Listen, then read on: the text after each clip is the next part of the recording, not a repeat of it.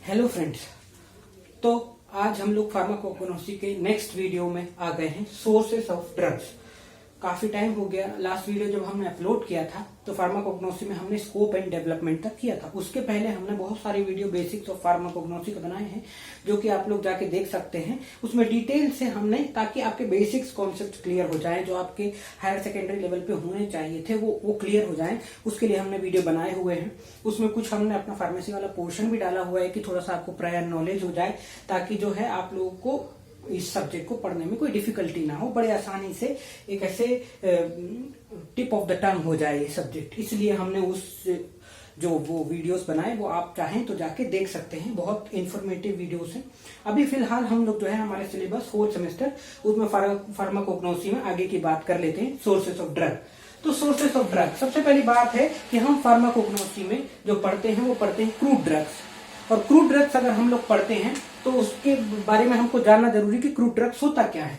तो crude drugs क्या होता है कि crude drugs these are the drugs which are obtained from natural sources. Natural sources से जो मिलता है वो हमको क्रूड ड्रग बोलते हैं।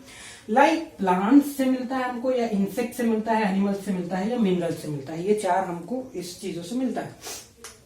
प्लांट से मिलता है तो जैसे कि एग्जाम्पल ले लिया, ओपियम, सेना, डिजिटैलिस एंड क्लोव। इस प्रकार से जो है हम चार एग्जाम्पल हमने ले लिए, प्लांट से ऐसे मिलते हैं। आगे हमको सबको डिटेल में पढ़ना है। एनिमल्स से मिलता है जैसे कि मस्क मिल जाता है हमको, या हनी मिल जाता है। मिनरल्स से जैसे कि हमको टैल्क या फिर बेंटोनाइट मिल जाता है। इस प्रकार से हमारे जो है अलग अलग सोर्सेज से अलग अलग हमको अलग अलग ड्रग्स मिलते हैं। ठीक है, तो अब एक एक सोर्स के बारे में हमको थोड़ा सा डिटेल में जानने की जरूरत है, तो उसके बारे में जान लेते हैं। सबसे ज्यादा जो हम लोग फार्माकोगनोसी में पढ़ेंगे वो प्लांट्स के बारे में पढ़ेंगे, और सबसे ज्यादा जो ड्रग मिलेंगे वो हमको इसी प्लांट से मिलेंगे। 25% of drug prescribed came from plants. Plant से हमको 25% ड्रग मिलते हैं। It is the oldest source of drug. ये क्या है? ओल्डेस्ट सोर्स ऑफ ड्रग है। More than 200 drugs use plants. तो ज्यादातर 200 से ज्यादा ड्रग्स जो हैं वो प्लांट्स को यूज करते हैं, है ना। Significant number of synthetic precursors are also synthesize. तो बहुत सारे सिंथेटिक प्रिकर्सर्स भी सिंथेसाइज होते हैं। जैसे कि एग्जाम्पल में हम ले लेते हैं डिजिटैलिस फ्रॉम डिजॉक्सिन, ठीक है। Quinine and quinidine from cinchona bark, ठीक है। विनक्रिस्टीन एंड विनब्लास्टीन फ्रॉम कैथेरेंथस रोजियस, ये हो गया एक एग्जाम्पल। इसके बाद atropine from Atropa belladonna. Atropine from Atropa belladonna एक प्लांट है। Morphine and codeine from Papaver somniferum, ये भी एक प्लांट है। इस प्रकार से प्लांट से डिफरेंट सोर्स, मतलब प्लांट जो सोर्स है उससे डिफरेंट प्रकार के ड्रग्स हमको मिलते हैं, और बहुत ज्यादा वेराइटी के ड्रग्स मिलते हैं, जो कि हम आगे डिटेल में पढ़ेंगे। एनिमल जो है वो सेकेंड लार्जेस्ट सोर्स है। सेकेंड लार्जेस्ट सोर्स है किसका? आपका क्रूड ड्रग का। सेकेंड लार्जेस्ट सोर्स है क्रूड ड्रग का। तो उसमें एग्जांपल आ जाते हैं आपका हनी फ्रॉम हनी बी, ठीक है। Bees wax from bee, cod liver oil from fish, bufalin from toad, insulin from animals और pancreas, and musk oil from musk, ठीक है। Spermaceti wax from sperm whale, wool fat from sheep, wool fat मिल जाता है हमको, और venoms from snake. Venoms जो मिलते हैं हमको स्नेक से, वो भी हमारे बहुत यूजफुल होते हैं, एंटी वेनम्स बनाने में भी कई बार यूज होते हैं। इस प्रकार से हमारा एनिमल्स से सोर्स मिलते हैं। तो इस प्रकार से डिफरेंट एनिमल सोर्स मिलते हैं। तो इसका हम थ्योरी बना सकते हैं कि different animals are the various sources of different drugs. ऐसे से हम इसका थ्योरी बना सकते हैं, कोई दिक्कत नहीं है। उसके बाद आ जाता है अगला आपका मिनरल्स। मिनरल्स क्या बोल रहा है? Highly purified from naturally occurring minerals. Minerals क्या? ये इसमें जो highly purified form of naturally occurring minerals को यूज करते हैं। तो मिनरल एक्चुअली में क्या? मिनरल्स जो कि हमारे वाटर्स में और सॉइल्स में, सैंड्स में जो माइक्रोन्यूट्रिएंट्स मिलते हैं, हम उसको मिनरल्स बोलते हैं। तो वो जो मिनरल्स होते हैं वो हमारे बॉडी के लिए बहुत जरूरी होते हैं। तो माइक्रो एंड माइक्रोन्यूट्रिएंट मिनरल्स जो होते हैं, जैसे मिनरल्स जो है जनरली हमारे जो डिवाइडेड है वो दो प्रकार से माइक्रो एंड माइक्रोन्यूट्रिएंट्स में डिवाइडेड होते हैं। तो वो अलग अलग होते हैं, वो तो मैटर ऑफ डिस्कशन है जब हम मिनरल्स के बारे में या माइक्रो एंड माइक्रोन्यूट्रिएंट्स के बारे में पढ़े। यहाँ पर हम सोर्स ऑफ ड्रग्स पढ़ रहे हैं, तो सोर्स ऑफ ड्रग्स में जो है हमारे क्या क्या सोर्स हो सकते हैं, कुछ एग्जांपल ले लेते हैं।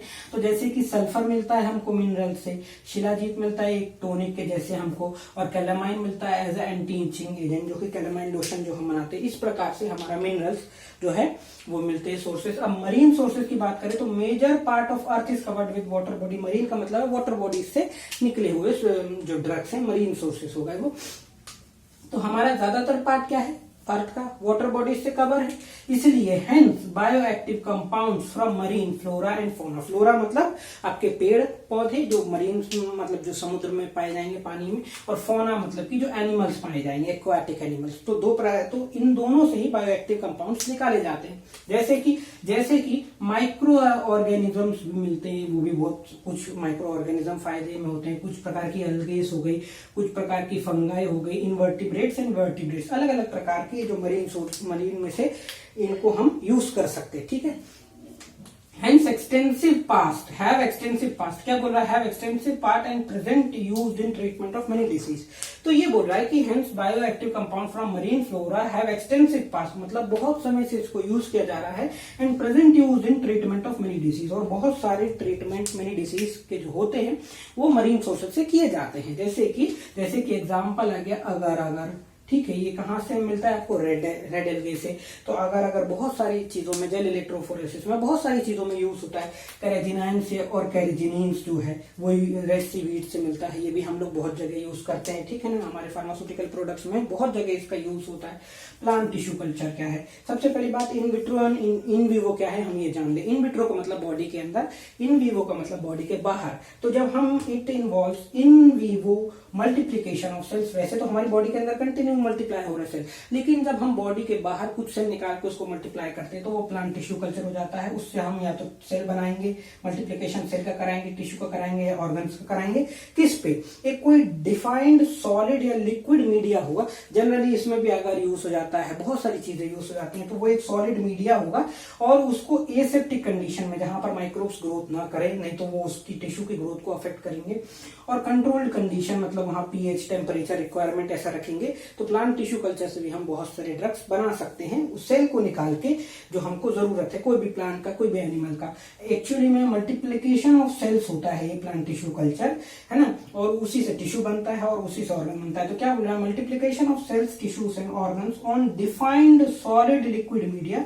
सॉलिड या लिक्विड मीडिया जो डिफाइन करके रखा है, पहले से एक सेट करके रखा है मीडिया, उसमें जब हम इसका मल्टीप्लीकेशन कराते हैं अंडर एसेप्टिक कंडीशन में एंड कंट्रोल्ड एनवायरनमेंट में, तो हमको प्लांट टिश्यू कल्चर बोलते हैं। इससे भी बहुत सारे ड्रग हम बना सकते हैं। तो आई होप आप लोगों को सोर्सेस ऑफ ड्रग समझ में आया होगा और काफी इंफॉर्मेटिव लगा होगा, और मेरे को लगता है कि काफी यूजफुल है और काफी वर्दी है और अप्रोप्रिएट है ये कोई भी सेमेस्टर नोट्स के लिए या कोई भी एग्जाम के लिए। तो काफी मैं ट्राई कर रहा हूँ। प्लीज लाइक करें, सब्सक्राइब करें, शेयर करें। Thank you.